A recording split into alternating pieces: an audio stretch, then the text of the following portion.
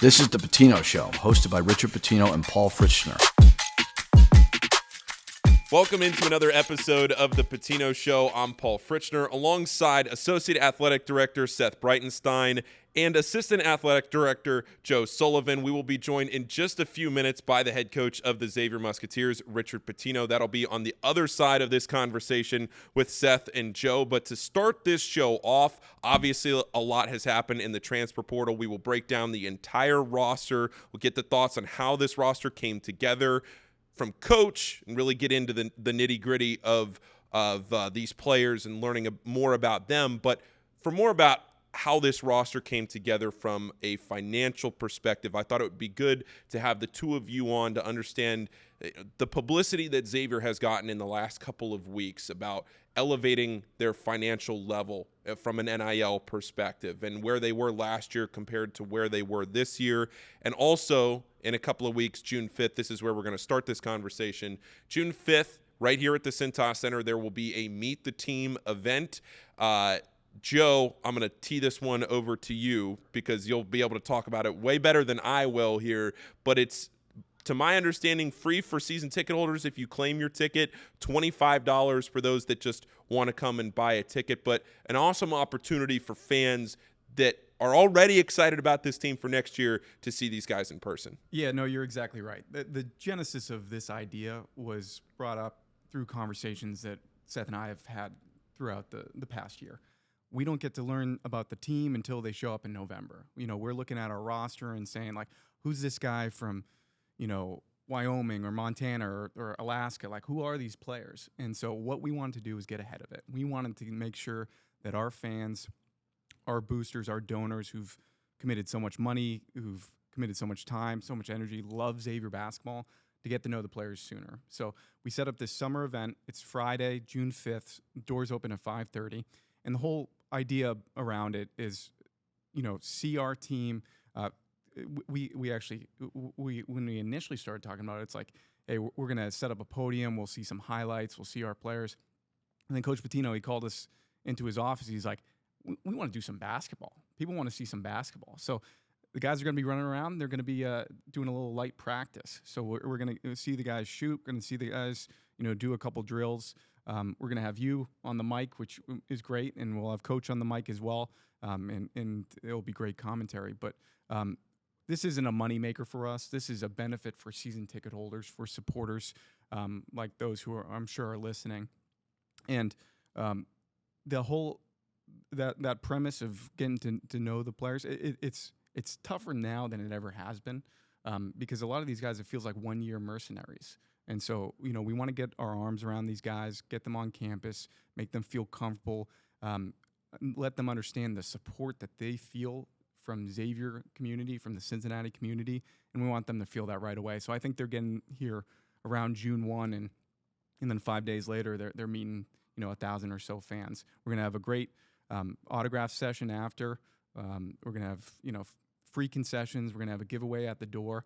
It should be a great event, and it's all made possible by Haran Wealth. They're sponsoring the event, and they're in the same boat as us. You know, they want a good community feel, get excited for the season. The season feels like it's, you know, forever away, but, you know, it comes up quicker now more than ever.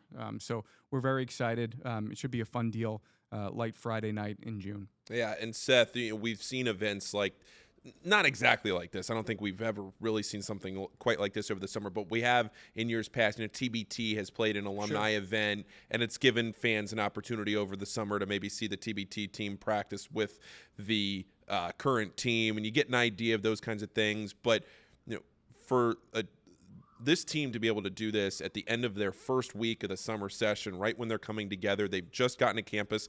Some of these players haven't even seen campus before. Right. They committed sight unseen. They get to campus, and now here they are 5 days in, and the fans will get to meet them as well. It's like everybody's sort of coming together with the Xavier community at the same time. No, it's an incredible thing to do. And to Joe's point, something in June, you know, where everybody, the entire world has shifted over to football. At Xavier, basketball is really important. And our student athletes are going to see just the power of that X and the community around them. But to be talking about basketball in June. We'll probably come back with something in July and August just to always keep it fresh. But no, and I love that how you teed it up. We're trying to address a need that our donors and season ticket holders have shared with us. Like, we don't know these guys, and that idea of a 4-year player, which it's going to be unlikely moving forward, but how can we put our student athletes, these incredible young men that are going to play their hearts out for the name on the front of their jersey, in front of our fan base and the people who support them as soon as possible. More about how, like I said, how this roster came together from a financial perspective, what you guys were able to do behind the scenes to make all this possible. But before we get to that, is there anything else about this event, Joe, that we haven't already talked about or that fans should know or to keep in mind? Anything else? No, we're excited. It's a lighthearted event. It'll be fun. We'll see what the programming looks like. A little bit of basketball, a little bit of signing autographs, get to meet the players, talk to them a little bit. Like I said, free food. We'll have drinks available for purchase. Have a nice giveaway. Should be just a nice, fun event. Sure, good. June 5th. We'll see you there. Seth, yep. We look back at last year, and I don't think it's any secret. One, the talent on the floor was not up to Xavier's standard, but a lot of that was because of the financial standard at an NIL perspective. And you're trying to meet what the rest of the country is doing. And, there was discussion about, well, we thought we were going to get closer, then we ended up actually being more toward the bottom third of the Big East last year in NIL.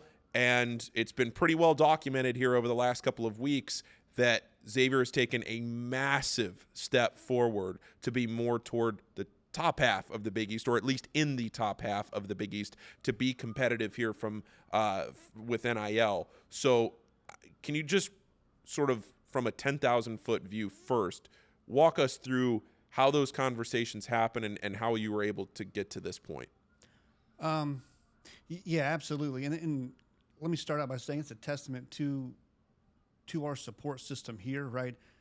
Dr. Hanich, to Greg Christopher, our board of trustees, to our coaching staff, and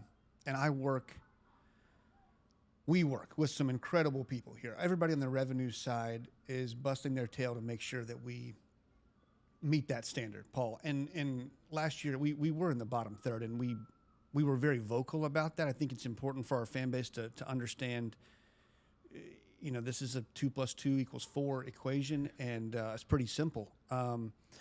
We didn't hit the mark, and while we have taken enormous steps forward, no one here is resting on their laurels. I mean, we've got to continue to hit the gas pedal.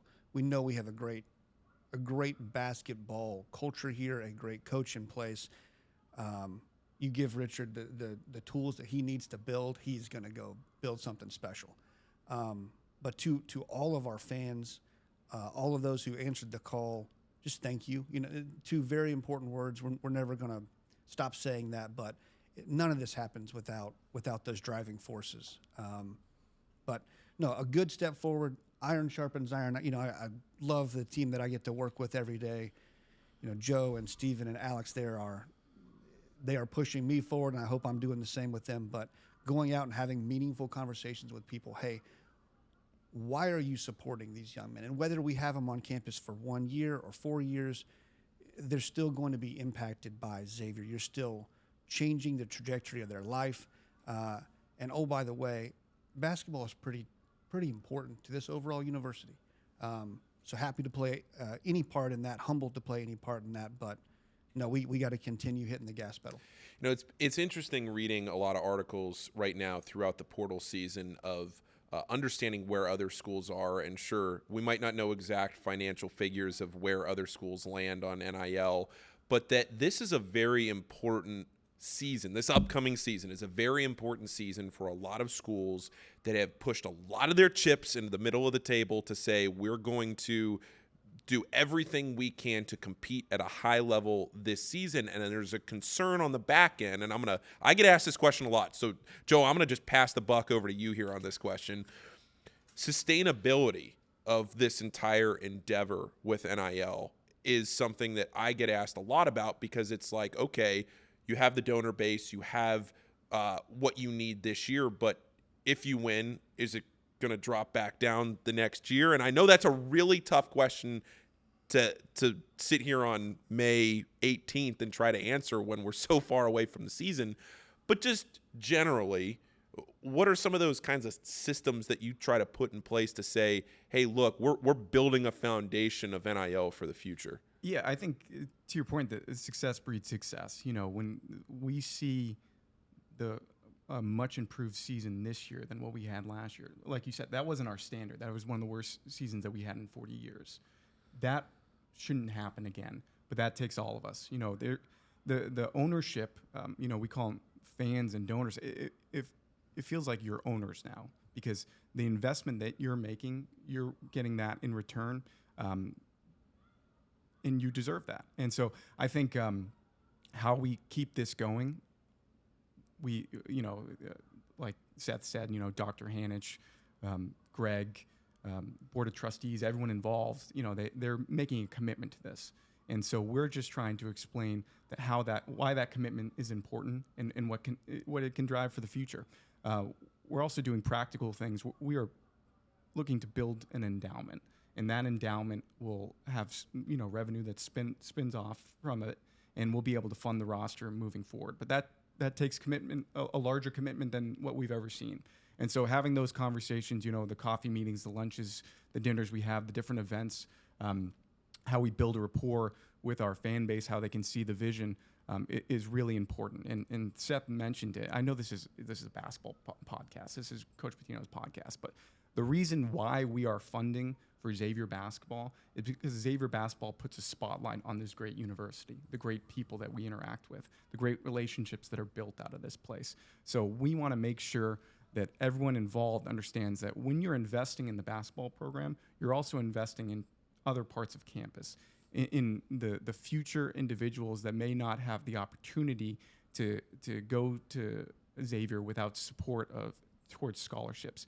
We have great people over in advancement who are raising money day in and day out, you know, for our medical school, for our nursing program, for arts and sciences, anything that's involved in campus to enhance it, because we think that if we invest in basketball, then we're going to have success, and we're going to have a spotlight on the university. So once we have that success, how do we advance as an overall university and make everything sustainable? We don't want to be one of these schools that are closing, one of these athletic programs that are shutting down Olympic sports. We want to be growing. You know, the idea of the Jesuit Catholic mission of Magis is to educate the most amount of individuals in the Jesuit Catholic teaching.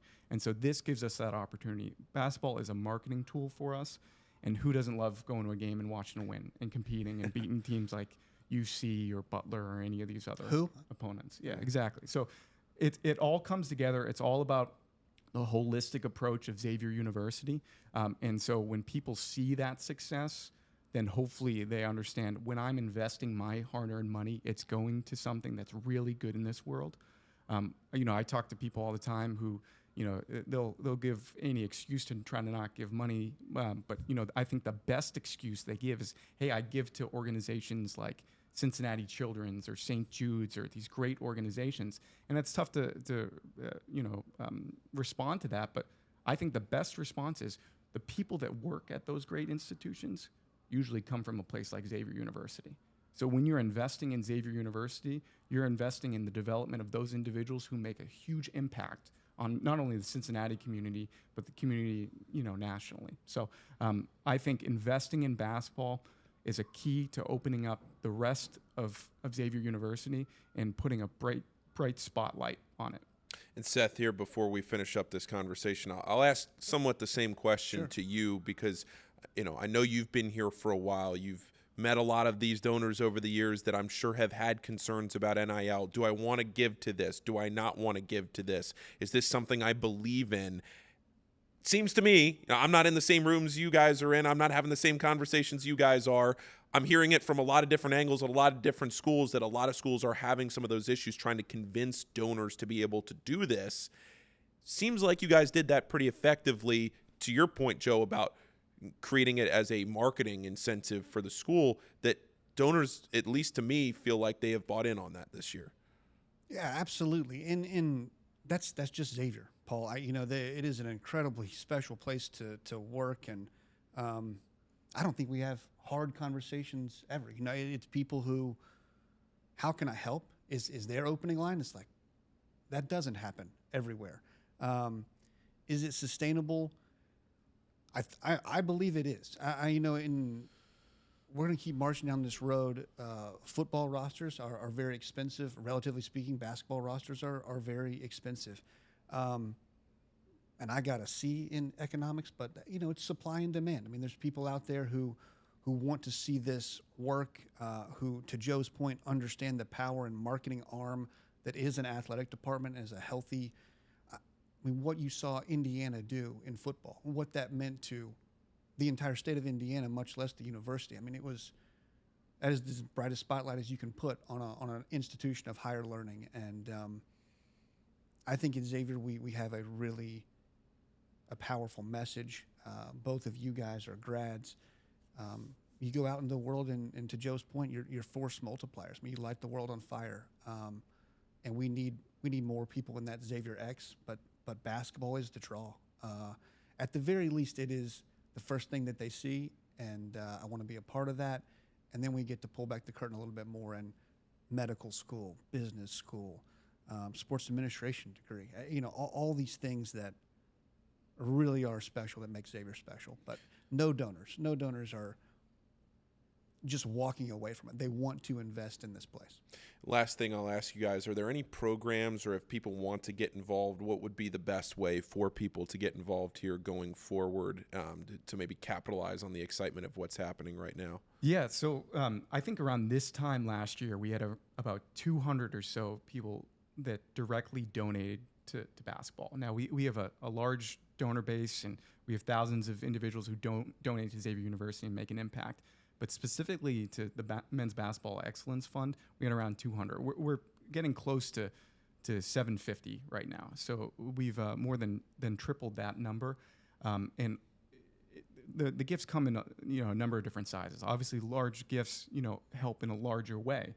But if you want to get involved, and I think the best way to get used to it and feel like you're making an impact is you donate $25 a month. It's around, I think it's actually cheaper than a Netflix subscription currently. You're probably right. Yeah, Netflix just went up. They just raised their prices. Yeah, it just went up $2. So you donate $25 a month. Hopefully, it may feel difficult. You have a tough month financially, and it's like, hey, the gift I'm giving, like, is it worth going to this? Well, I think, as we explained earlier, it's something greater than just wins and losses.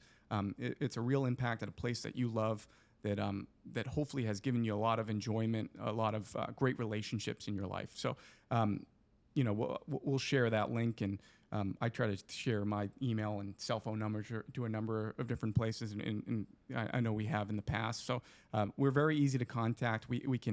We'll set up coffee. We'll come to your house. If you give a nice gift, we'll bring you a nice polo or something like that. Or the June 5th event, you come see us, and we're happy to have a conversation. But if you just want to start giving, I think $25 a month, that's about, that's $300 a year. And that makes a huge impact. The more people we get involved, the more people that are invested. We're not a large shop. We have 4 people in the All for One fund who are out raising money. So to have individuals who've invested their money to say, hey, you should give to Xavier Basketball, that's been a really great thing. People have been popping out of the woodwork to volunteer to help us because they want to win games. They want to put Xavier on a national stage. We don't want to be in a position moving forward where there's, the bracket comes out and there aren't people writing the word Xavier on there.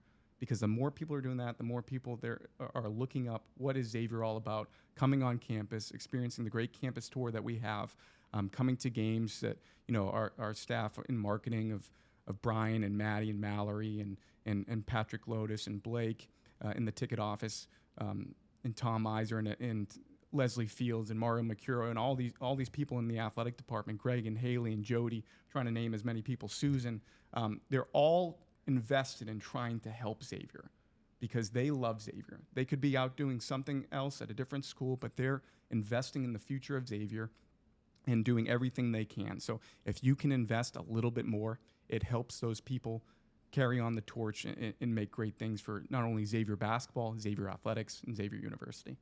Joe, Seth, I really appreciate you guys sitting down here this morning to talk about this. Seth, anything else on your end? Yeah, just one final thing. You had touched on NIL, and I think, going back 3.5, 4 years, important to point out through revenue sharing now, which happened July 1st, 2025, every gift is 100% tax deductible and then can be pointed back towards the university.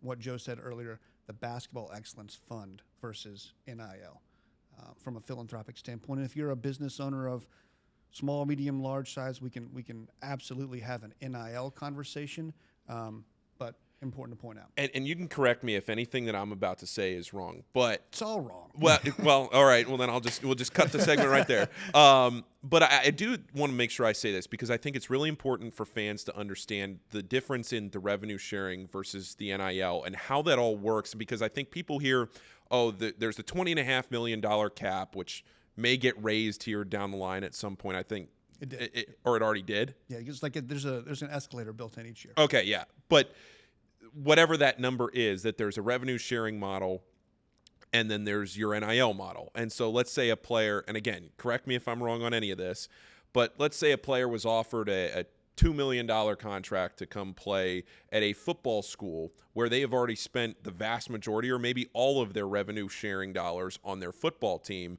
Well, some of that money might come from an NIL pot, right? Which means they might have to go do, or they will have to do some sort of NIL activity that gets cleared by the College Sports Commission, NIL Go, that they have to do something that justifies their NIL payment. Whereas if that money completely comes 100% from a revenue sharing model, they don't have to clear those same hurdles. That money just gets given to them as long as you all can raise the money on the back end. Do I have that correct for the most part? I think you nailed it. Okay, so the reason I say that for fans to understand, I think is really important because we always hear, in the media and everybody, the Big East has an advantage that they don't have football. Why does the Big East have the advantage? It's because of that. It's because of the fact that, a football school could go spend $50-60 million on their roster, and then they have to go pay men's basketball if they want to give to other sports, women's basketball, baseball, volleyball, any sport. You can go down the line, any sport that has an NIL component to it. Some sports don't get as much NIL, obviously, than the massive revenue generators. But, for schools that do have these programs that they don't have to worry about football, i.e. the Big East, you're looking at a program that's able to have an advantage, and especially right now with the Big East where, the cap hasn't been raised exponentially to the point where they're really having to fight a lot of those hurdles. The Big East, at least in the next couple of years, in my mind, has a huge advantage there that I think this year, with the rosters you've seen from Providence, some of these other schools that have, I think, it's elevated their game, DePaul, that have gone out and had nice portal seasons, you're starting to see the Big East, at least in my opinion, take advantage of that. Yeah, on paper, the Big East is going to be. They have to go very, play the very games. strong. Yeah. Right, They have right. to go play the games. We can sit here and talk about excitement for the season and everything, and then you go out and who knows what happens when the ball actually gets tipped. Right, and all kinds of different factors. The massive competitive advantage that a Big East school has, or the revenue sharing side has, versus trying to find other ways to get student athletes paid through NIL Go and what you just mentioned. The negotiation part, the part where we sit down with the family and go through, here is what we feel like is a fair number.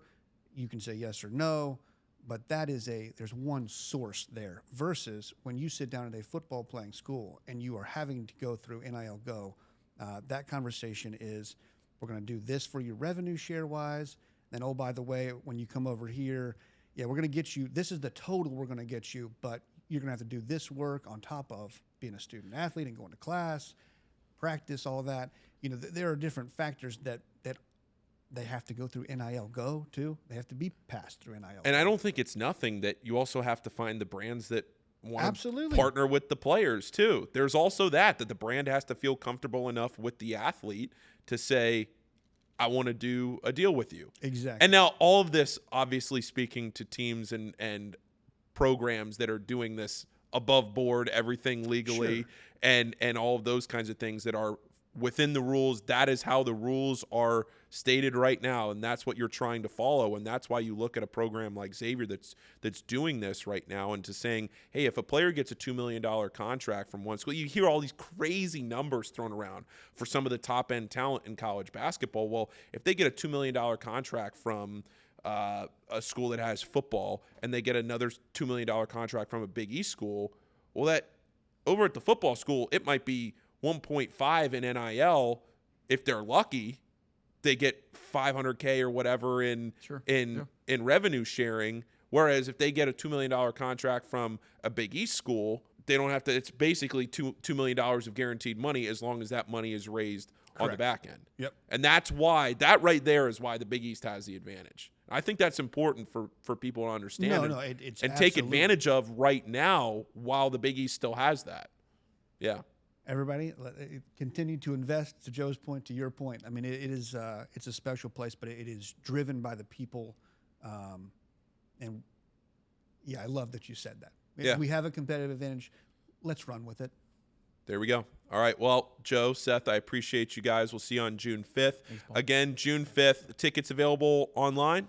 Yeah, online, posted on social media, and then any on our website. You can email Seth or I. We can answer any questions. Great. Yep. On the other side of this break, we'll have the head coach of the Xavier Musketeers, Richard Pitino. We'll be breaking down the entire roster, every player, how this team came together, his thoughts on the 2026-2027 season, all of that on the other side.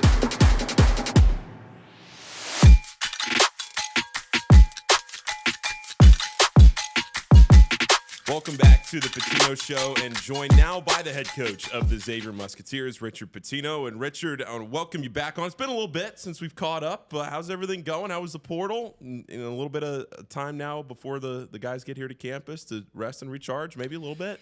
Yeah, I mean, we were pretty swift. I think when, you have a year under your belt, you kind of know the landscape of this place. Going through the Big East, knowing what you think you're going to have returning. That was the good part, was it can linger a little bit with your past roster, whether it's a guy maybe in the NBA situation, whatever. So we were able to kind of identify, okay, we've got Jovan, we've got Gabe, we've got Kaysen coming back, and then we can kind of build out from there. We signed a high school class of Kalik, Asher, Gideon. We had known those guys were set. So we're able to identify quickly.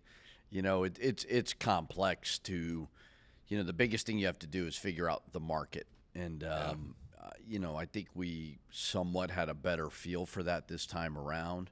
And, I think you're going to see a pretty talented team. So, little bit of time off, not much, and then dove back into some high school recruiting and have guys coming on campus here soon. There we go. So what was it about this portal season that, I remember thinking last year and reading about some of the things that you guys were putting together as far as, the finances for last year's team. And, there was an article in the Business Courier a couple of weeks ago that was highlighting, we thought we were going to be at this position in the Big East last year, then the market changed, and turns out we weren't at that position. We were more toward the back third of the Big East. And then now here you are with the money that you spent this year significantly improved. How do you judge or try to judge where that market is going to end up? As a coach, people always think we come up in front of a microphone and we just complain all the time. I think the most important thing for any coach at any job is to figure out what the expectations are.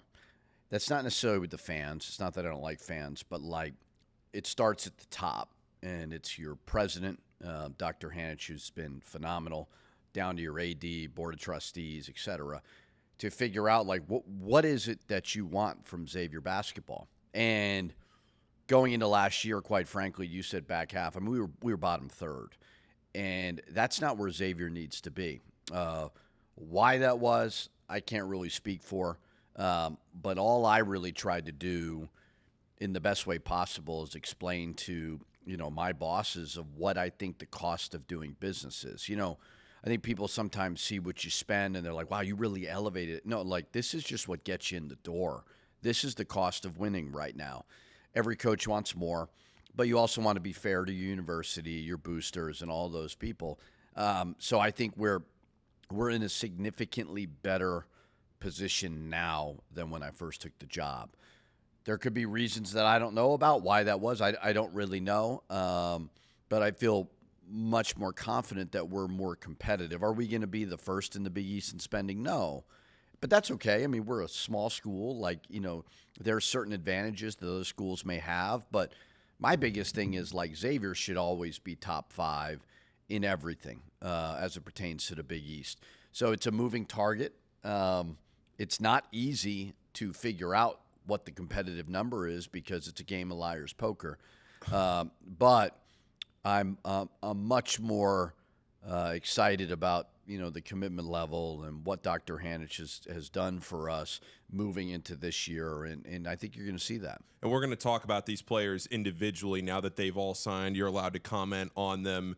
They'll be on campus here in a couple of weeks. We're recording this here in the 3rd week of May, and June's right around the corner, so they'll be on campus here soon. But just in general, you go and you get Michael Nwoko right away I believe he committed the 2nd day of the portal. But to your earlier point about having a plan in place, knowing what you wanted, the type of player that you wanted to recruit, were there things that you learned from the Big East in the competitiveness or whatever it might have been this year that you were able to identify and put a plan together so quickly to say, here's exactly what we want? How'd that come together?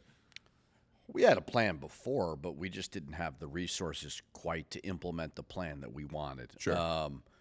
You don't want to make it all about money, but when you sign transfers, if you don't have the money, you're not getting the players. It's just not going to happen. High school is a little bit different, that high school recruiting piece, but it's not to say that like transfers, it's always going to be the highest bidder. Like that's not it, but you have to be in the neighborhood. So we were much more equipped to do that now than before. The next thing with transfers is kind of offering like that role that they want. And I think it was clear after looking at our roster and looking who was leaving and who was staying that there were really good opportunities for transfers. So, we were able to elevate those resources financially, which is very, very important. We were able to show, although like the record was not good and it's never going to be like that moving forward, but you showed still that our fans showed up. You show the style of play, the tempo, and the things that we're trying to do. You saw the success of a Trey Carroll.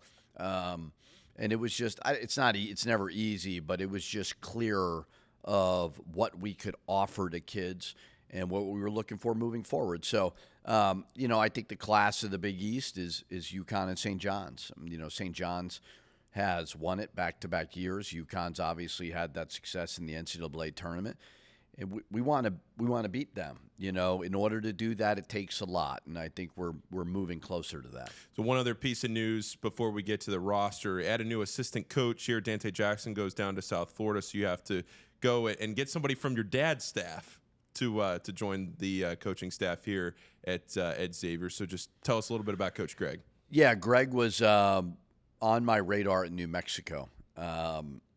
And I always saw him on the road. He was just locked in working. When you go on the road, you learn a lot about just people who are doing their jobs. Some are messing around, talking to other coaches, and I get caught doing that a lot too. But, he was just thorough and on it. And I remember my dad had an opening. He called me and was like, do you got anybody in mind? And I'm like, well, there's this guy out west, but he's not from out west that I've always really liked. And my dad called him, really liked him. So I had a good opportunity to watch when the season ended for us in the Big East tournament for St. John's. I was in their meetings and I was in their film sessions and going to practice. And then the NCAA tournament happened and I went out to San Diego. And I watched Greg, and it wasn't like he didn't want to leave St. John's. He did not at all. But I thought we could offer, kind of like in transfers, that we could offer a little bit of a bigger role for him in coaching.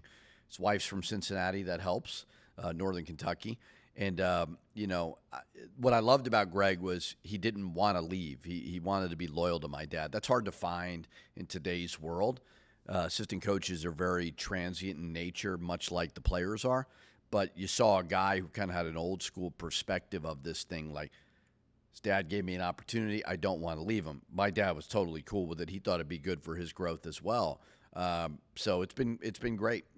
Putting together a staff it's just as important as putting together a team, and we feel really good about our staff. Since you brought it up, we haven't done a show since before the postseason, and you were out there. Like you said, you were with St. John's, and you had tweeted something about can't wait for Xavier to be here in this position. Like, cool to experience this from the other side, from more of a fan's perspective.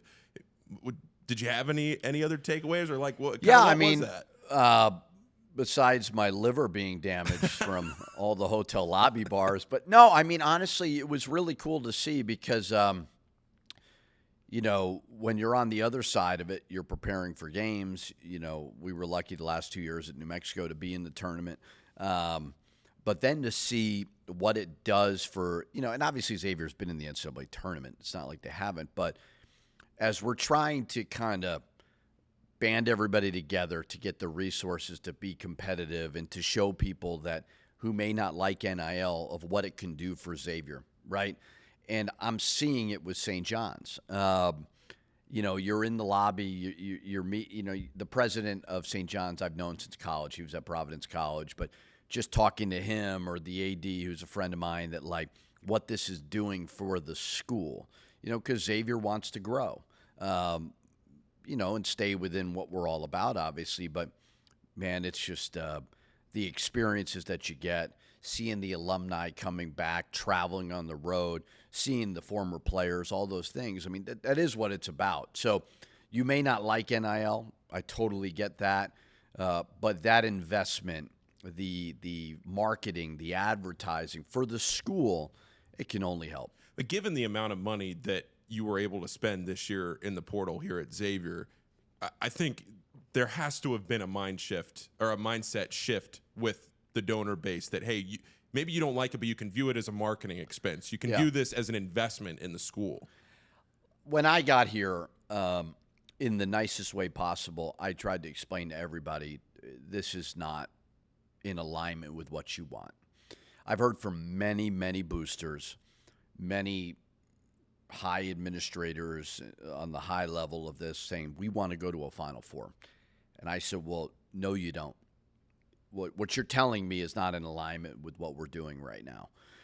So I'm not saying I changed their mindset, but I think they're seeing it. You're seeing schools that who would ever thought that Texas Tech football would get the number one quarterback out of the portal? Like, not to knock Texas Tech, but it's that investment, and it could shift a lot. So, I think our people understood that maybe we misevaluated what's competitive. Not to lower expectations, but we're not like top 20 in the country in spending this year moving forward, but we're in a much better position. And I do think from the top down, everybody's understanding that I don't want more money. I want for our basketball program, after being here for a year, like, I understand how important this program is to the experience at Xavier. This is my first non-football school I've ever worked at. Now, I've obviously went to Providence College, but, for the students, for the alumni, like, this is important to the health of the university.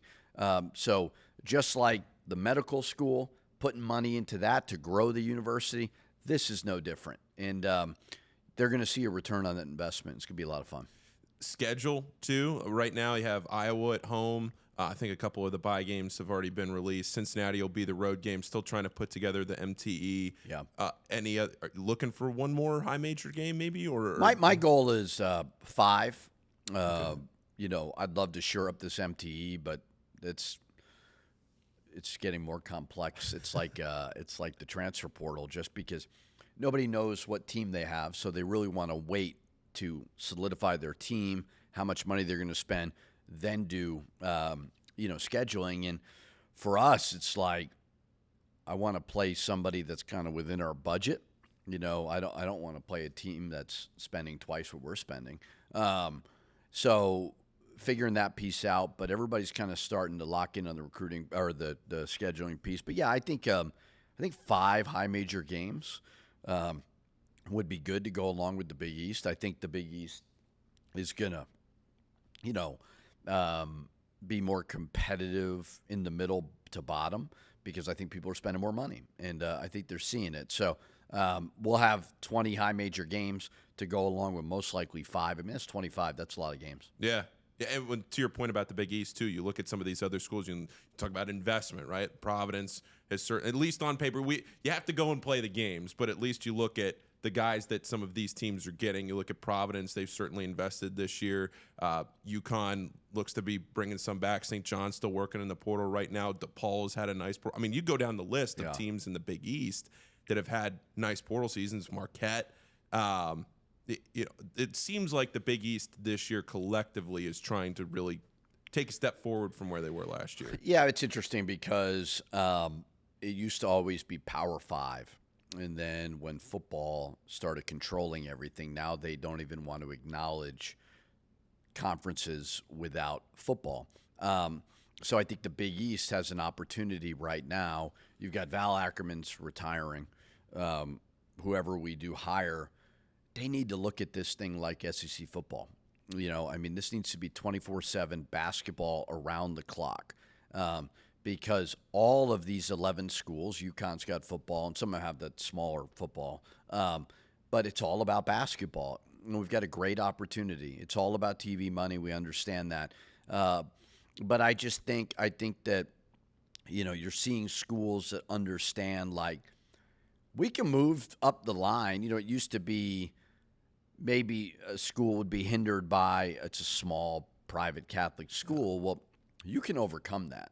I mean, look at St. John's, the quality of player that they're getting because of the investment that they're making. So I think a lot of schools in our league are starting to see that. I know it's not easy to just come up with $15, $20 million, so I'm not trying to, gloss over that. But I think the schools are seeing it, and they're starting to invest more, and we have to because the ever-evolving landscape, we can't be left behind in the Big East.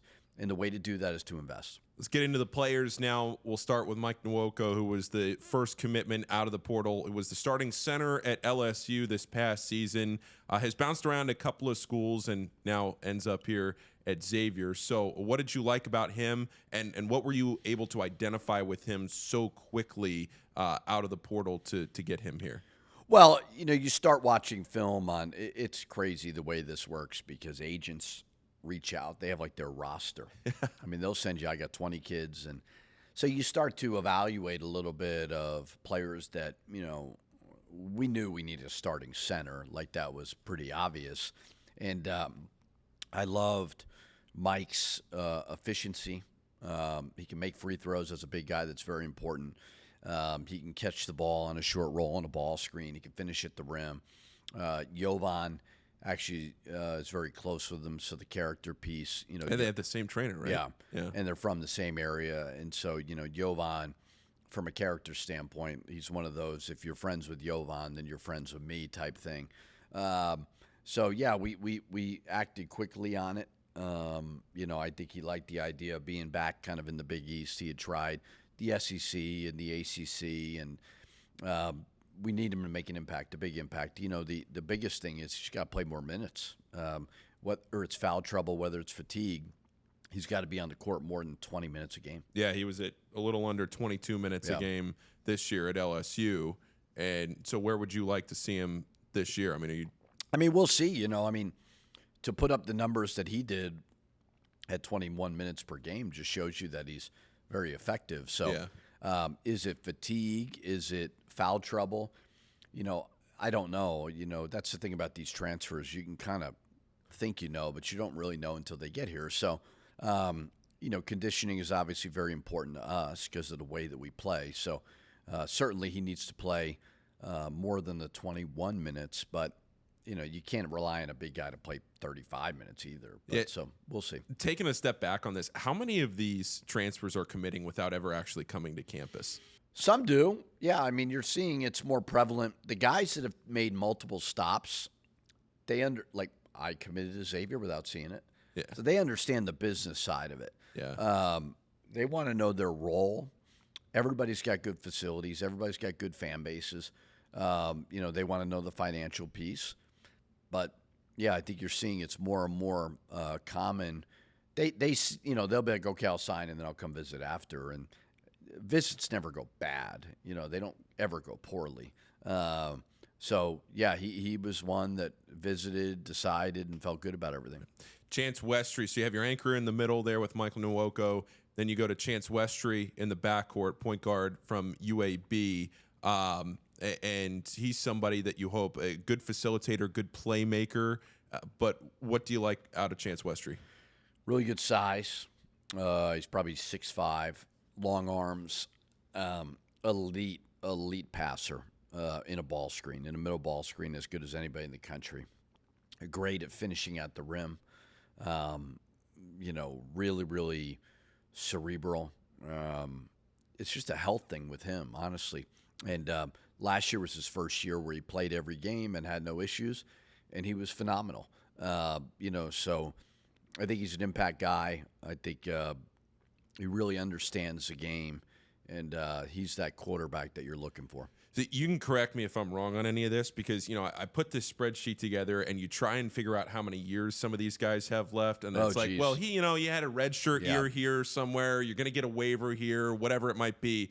So I had Nwoko down as this is going to be his last year. He's a senior. Chance Westry to be a redshirt junior. Played a little over 30 minutes a game this year at UAB, and then somebody else who you were initially linked to for a little bit last year, ended up going to Miami, somebody that's played for you before at New Mexico and is a high-impact player on both ends of the floor, True Washington. True will be a senior this year, 27.5 minutes a game this year down at Miami, Florida, but he played in 31 games. A talented defensive player, but also a really talented offensive player. Yeah, I would tell you the rule for 5 and 5, playing 5 years, that's going to pass, I would assume. So, but they won't get grandfathered in, right?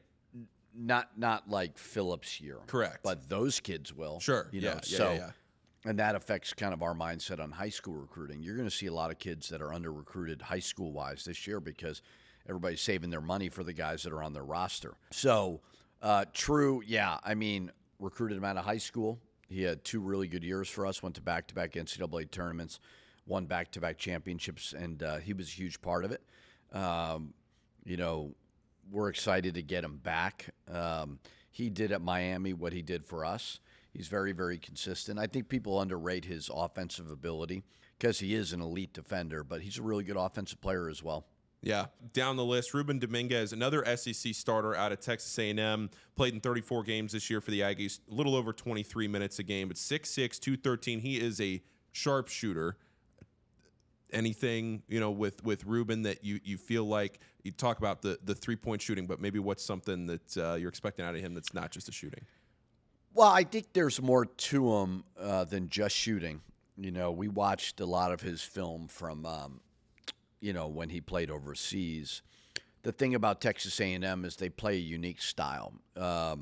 They press every possession. It's, play a lot of guys. Buckyball. And it's effective and really good, but it's different. So I think offensively he fits great. I think he's very, very skilled. He's got good size. When he shoots, you think it's going in. Yeah. And I think it was very important to add that type of piece, so we're excited about him. Down in the front court, a little bit more depth too. Rollins Aligby transfers in from Southern Illinois. Started all 32 games that he played this year. 6'9", 240. He's a junior, 24.5 minutes a game for Rollins. Big, strong, tough, can play the 4 or the 5. My goal with the 4s and the 5s is to kind of make them interchangeable. And Rollins can shoot the 3, which is nice. That's always the big thing with big guys. Can they shoot? Can they not? But I think Southern Illinois had a similar offensive system to us. So it was easier to kind of watch and be like, okay, I see exactly where that fits. So the system really, really gels with his game. And I think physically he'll be ready to, make an impact right away. Yeah, and his older brother Prince played at Seton Hall a few years ago. His younger brother is coming with him here to play this upcoming season, right? High school recruit? Yeah. Yeah, he actually played at the high school that I worked at where I started my career in Rhode Island. So know his coach very, very well, worked for him for 2 years. And, he's, a high school kid, right? So, he'll it'll take a little more time than some of the other guys, but excited about him as well. I'm going with Nicholas Hidakudis. Nikos. All right, we can roll with Nikos. A senior, 6'9", 215. Robert Morris started 27 of the 32 games that he played this year for Robert Morris, but 26-ish minutes a game, but good size out of him as well. Size, similar kind of ball screen, can dive into the pocket, make a play, can finish at the rim. Very, very tough. Was an all-defensive player in their league. Their coach, I've known for a long time, spoke very highly of him. So I was very excited about kind of that front court piece that we were looking for. And older guy, understands just basketball at this level and professionally. And so very excited about him. Yeah, you look at the portal, your entire portal class, everybody's a junior or a senior. It's that elevated experience that you're looking for.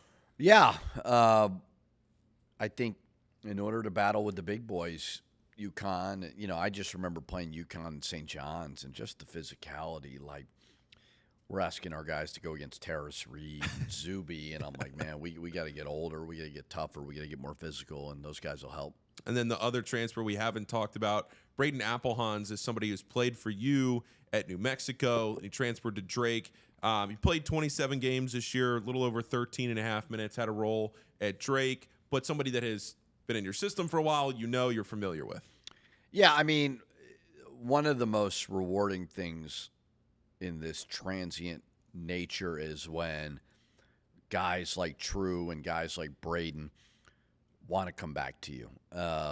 That's like, okay, we're doing something right, and they want to be a part of this family culture. So, his parents, great people, them entrusting in him again after going to Drake and, whatever happened there, I don't know. But, like, him wanting to be a part of this again is really cool. So, him being able to finish his career with us after he started with us is really rewarding. So that's the transfer class, and you have some returners coming back, and we want to talk about them. We talked a little bit about Jovan Milicevic, obviously one of the stars of this year's Xavier team, but what are you expecting out of him from a growth perspective now going into his junior year? Yeah, I mean, what I loved about Jovan was we thrusted him into the 5 spot. We obviously started the season trying one thing, and it wasn't working, so we had to pivot. And he's not really a true 5, but I will also say him playing the 5 was one of the reasons he had the year that he had offensively, because he was a tough cover for 5-men. Now that we slide him back to that natural 4 spot, can he guard a 4? Can he, he didn't rebound at a high rate, but to his defense, he was blocking out a lot of guys, and, Phillip was coming back and rebounding. So I think, that'll be interesting to see is can he go get 8-9 rebounds a game. But then offensively, skill level, there's not a whole lot of a difference between the 4 and the 5 and what we do. So I think he'll just continue to make that jump. So, yeah, he was an important one to solidify. We believe in him. We want him to finish his career with us, and knock on wood, he will.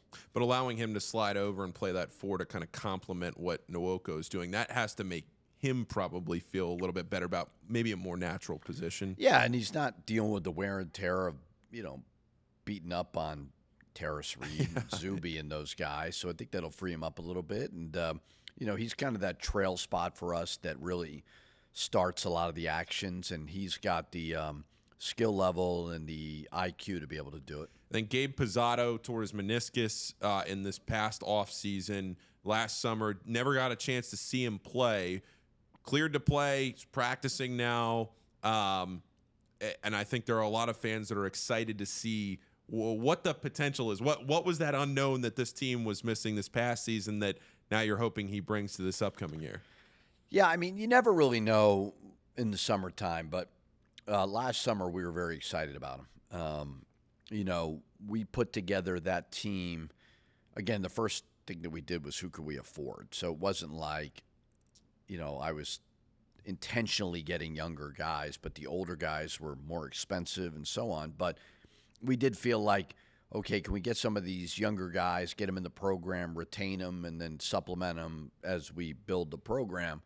But Gabe was one that we were very excited about. And unfortunately, got injured and started practicing again. We wanted to be super cautious with him and started practicing again at the end of the year, and he stood out. Now, he also was not practicing for the last 9 months dealing with, the season like the other guys were. So he was fresh where everybody else just played at UConn and at St. John and so on. But he was very impressive. So knock on wood, he stays healthy, and we think he'll make an impact. And then Kason Westball, the last returner from this past season's team, redshirted this year, just trying to develop.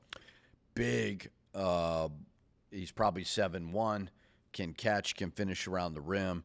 I'm really excited about him. He's a great kid. He works his butt off, put on a lot of weight in the weight room. And, we want to throw him into the fire, see how he does. And I think he was not highly recruited. We had a connection to him, and we're very happy he's in our program. On the high school side, Kayla House is somebody that it feels to me like there's a lot of excitement around because, one, his older brother played for you at New Mexico, so there's already some familiarity there. Eddie House's son, for those of you who are watching or listening, may not know that as well. And Kalick is coming here to play, from at least what I've kind of picked up, you're expecting him to play a pretty significant role right away. You're hoping at least that he can. Yeah, I mean, we really like him. With high school kids, you never know how they deal with all that's thrown on them. Yeah. Academics, weight room, nutrition, like that's what separates high school kids. But you could still win with high school kids. I mean, look at Caden Lewis from Villanova. I mean, he was damn good. Nigel James, really good. Vox, really good. Keaton Wagler. But there were some really, really good high school kids in our league. So, again, kind of another guy where Jalen played for us, had a great experience. And then he tells his brother, okay, playing for Coach Pitino, this is what you're getting. And that's rewarding as well. But he had a really good high school year, played for a terrific team, and he was a, impact guy. So toughness, defends, can shoot, so we're excited about him. Kalick at 6'3", 180, checks in at 78th in the 24/7 rankings. And then Asher Elson, a little bit lower at 121, but still a ranked recruit, 6'10", 180. So probably want to fill that out a little bit there, but a ton of height. You can't teach height. Yeah. So what are you excited about with Asher? Yeah, I mean, he's like prototypical in my opinion. Now, he was recruited. I mean, I think Merrill and Syracuse were on him. But to me, like totally undervalued because a lot of people recruited out of the portal. But we feel really excited about his upside. Great kid, comes from a great family. Just a matter of the weight piece, but he's got a high skill level at that size. And I know he's eager and, very, very excited about getting here and getting to work. And then the last player we haven't talked about on the roster, Gideon Basson. Tell us about Gideon. Yeah, I saw him during the season in between one of our games and just coming off an injury, but we knew we needed to add some toughness on the perimeter, and I remember first play, a loose ball was like 10 feet from him. We just dove right on him, and I told Kareem Richardson, our assistant, I said, all right, yeah, I'm bought in. So very, very athletic, terrific kid, works his butt off, and his best days are ahead of him. One of the things that I think a lot of people that were able to be around this past year's team that stood out to them was, after practice, they'd come up and shake everybody's hand. It was a lot of high-character players on this past year's team, and that is a very fragile thing to try to assemble out of the transfer portal. Are there things that you look at that you identify right away, or do you just hope it all comes together and you can lead it? Well, hope is not a very good strategy. No, it's not. I would say I tell them to go shake everybody's hand. Sure. But yeah, I mean, listen, we're not running like a babysitter, like a nursery. Like, we want great players, but we want high character, low maintenance as you can be, professional. I think they're getting paid now, and we're asking a lot of our university. We're asking a lot of our athletic department, our boosters. And in return, like, those players need to understand that comes with a price, just like it does me, and the expectations when I'm in front of a camera and I'm out in the community are to act a certain way. So we don't take that for granted. And people always talk about culture and how do you build it. Yes, there's things that you need to do on a daily basis, but at the end of the day, you want to build a good culture, do it by the people that you're bringing into it. And we feel very confident that we're bringing in the right people to represent Xavier. So let me ask you this, kind of along those lines, where you're bringing in players, and one of the constant themes, the mantras that you hear out of the portal now is how much experience do they have in the system, especially obviously on guys that you retain, but you're able to bring in a couple of players, Braden, True, guys that have been in your system before, plus you bring back 3 players that were on the team this year. How quickly are you able to implement what you want, that you see the guys that maybe are standing out right at the beginning because they've been in your system, that everybody else is caught up now that you have all these summer practices? I mean, listen, I think everybody's trying to kind of like figure, get a sample size of how to succeed in this new world. Before it was, you better have retention. Michigan just won the national championship with 5 transfers. So I think everybody's trying to figure out what the right model is. But I think we have enough time through I think you approach the summer a little bit differently than maybe you did in the past. You'd really take those 8 weeks as like a mini training camp to see what you need to work on for the fall and so on. So obviously having retention is important, having experience is important, but I think you're seeing that it's not everything anymore. But the comfort level of guys who have been here in the past, you can just see it. They wear it on their face and they understand it. And I think that's why Phillip and Jovan had really good years, was because they had, like a Malik was a slow starter, and there's probably because it's new to him, where maybe the other guys are a little bit ready a little bit earlier. Sure. Couple things here before we finish up. You were just on the road this weekend, high school recruiting. It was a live period, so all the AAU events were happening around the country. Are there things, because you talked a few minutes ago about the 5-and-5 rule and how you're already trying to think ahead toward next year, whatever that might bring. When you go to an AAU event now, it's got to be so much different, talking to the other coaches, how you all handle things, than it was even just 5 years ago. Significantly different. How different is it? It's a new profession. You're sitting there watching games, and the kid's agent is behind you. Like, before, you used to go to these events, and like, you talked to an agent, like you thought, the NCAA was going to arrest you. Now you got agents around, you got parents, so it's substantially different. I think everybody's trying to figure out, honestly, it's not about who's good enough. It's about the value piece. What is the kid looking for? How much money does he want? It's just different, so you want to evaluate as many kids as you possibly can, because it's so very volatile, and be ready to kind of act on those guys and so on. So I always say there's 4 things to this. 1 is a competitive NIL, 2 is high school recruiting, 3 is retention, and 4 is portal. So we'll take, May, June, July, August, September to really recruit those guys for about 5 months and see who fits what we're looking for and see if we can provide what they're looking for.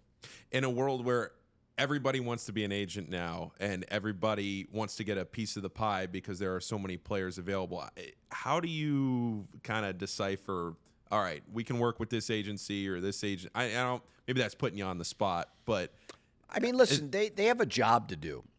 So you can't say like agents are the worst human beings ever, but the experienced ones understand like, hey, we don't have, an unlimited checkbook. And they understand we're trying to build a team, so there's some new ones that may not understand the landscape as well as the other ones. And so, at the end of the day, like, it's business. And so you try to do right by their client. And if you do right by them, then maybe you get another player down the road. So it's a partnership, and you just try to be as transparent as possible. But yeah, it's a lot of cooks in the kitchen right now. So we heard at the beginning portion of this episode with Seth and Joe talking about the Meet the Team event that's coming up on June 5th, an opportunity for fans to get to know some of the players, or at least to see the players. There'll be an autograph session. I believe it's a $25 ticket to go to the event, but you can also, if you're a season ticket holder, you can claim a ticket based on your season ticket package. So, but we've already talked about all that from your perspective for fans to be able to finally see the team that you've put together. Yeah, I mean, I want them to be a part of it.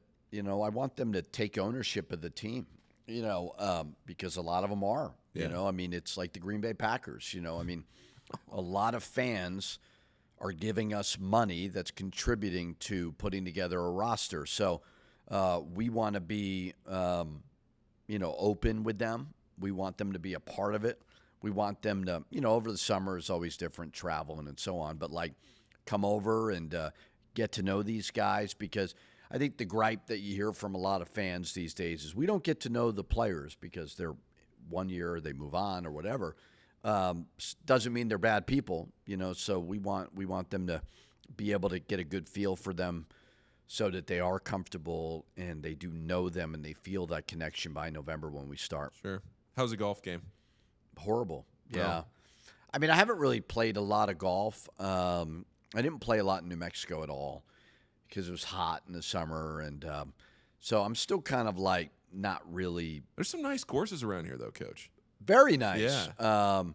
But, it's like my brain moves in like, all right, season, all right, portal, all right, summer school. So I've not played a lot. It is not like riding a bike. But if there's an afternoon or something, I'll definitely get out there and play. How's the fam?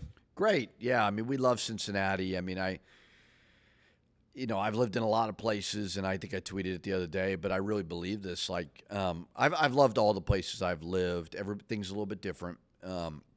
I'm always a big, like, livable city guy, and I think Cincinnati really, really hits that.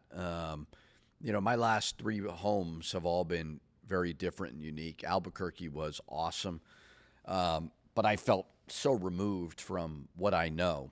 But the people were amazing. The weather was great. The beauty, the culture was awesome in Albuquerque. Minnesota was great. It was just freezing in the wintertime, but I loved it, But Cincinnati just kind of has the best of all 3 of those. Miami was different because it's such a big city with the traffic and all that. But we love it. And they're in a great school. They've got great friends. We've met some really good people. That's good. Well, Coach, I appreciate you today, and we'll see you here in a couple of weeks at the Meet the Team event. But enjoy these last few. What's the summer schedule? How do you guys go through the? Well, we got Big East meetings. That's right. So that's 3 days. Shucks, you got to go to Florida. Yeah, well, it's a little too long, but we'll work on the new commissioner there. And then guys are coming back, so we really got like 1 week. But my kids are in school, so. Okay. There's not a whole lot to do right now besides recharge a little bit. So you do the 4 weeks in June, week off, 4 weeks in July? Yeah. Okay. Yeah. So again, we'll have 3 days of practice, almost like a mini training camp, to get them ready for the 5th, so that our fans can see somewhat of a organized scrimmage and get that experience and just keep building. Yeah. So when you're practicing through the summer, you get a certain amount of, because I know these rules are always changing. 4 hours on the court. Yeah. So I normally do 4 1-hour practices, but change the format every day. Gotcha. All right. Well, Coach, we'll talk to you again soon. This has been another episode of the Pitino Show. Again, the Meet the Team event. You can get your tickets online. Season ticket holders, you also will be able to just claim a ticket as part of your season ticket package, but all that information is available online. Thanks again for listening. Make sure you watch, subscribe wherever you're listening to this right now. You can watch on YouTube if you were listening to this. You can watch on TV as well. Thanks everybody for listening, watching, and we'll talk to you next time.